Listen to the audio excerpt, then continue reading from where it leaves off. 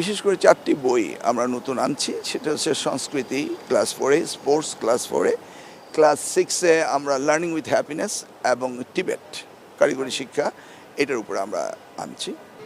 আজ আমরা জানি যে মাননীয় প্রধানমন্ত্রীর সাথে আপনাদের পাঠ্যপুস্তক সংক্রান্ত একটি বৈঠক হয়েছে। কি বিষয়বস্তু আসলে ছিল মূল বিষয়?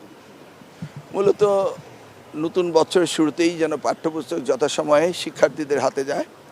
আমরা আশা করছি যে ডিসেম্বরের যে ফাইনাল এক্সাম হবে তখনই তাদের হাতে আমরা বইগুলি পৌঁছে দেব।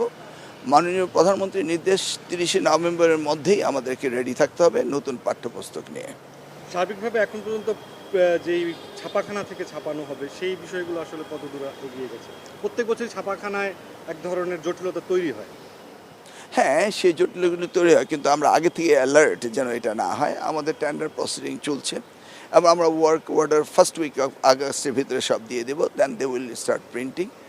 আর এই বিষয়ে যা তদারকি করার দরকার রয়েছে তা আমাদের মন্ত্রণালয়ের টিম রয়েছে, এনসিটিভি রয়েছে এবং আমরা সম্পূর্ণ প্রস্তুত আগামী দিনে সুন্দরভাবে বই দেওয়ার জন্য। কারিকুলামে নতুন কোনো পরিবর্তন, ভিন্ন কোনো কিছু আসবে কি? নতুন বলতে না, আমরা পরিমার্জন করছি কারিকুলামে। আর বিশেষ করে 4টি বই আমরা নতুন আনছি। সেটা হচ্ছে সংস্কৃতি ক্লাস 4-এ, স্পোর্টস ক্লাস 4-এ, ক্লাস 6-এ আমরা লার্নিং উইথ হ্যাপিনেস এবং টিবেট কারিগরি শিক্ষা এটার উপরে আমরা আনছি।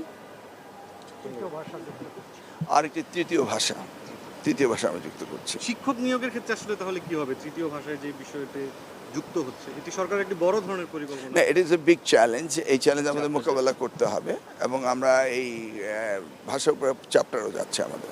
শিক্ষক প্রক্রিয়া নিয়োগের কি ধরনের পদক্ষেপ নিচ্ছে? না, স্পেসিফিকলি ভাষার উপর শিক্ষককে আমরা এখনও শুরু করিনি কাজ, বাট আমরা নেক্সট ইয়ারে করবো, এই জন্য আমরা প্রস্তুতি নিচ্ছি। এভাবে সলিড এখনও কোনো আমরা কাজ শেষ করিনি।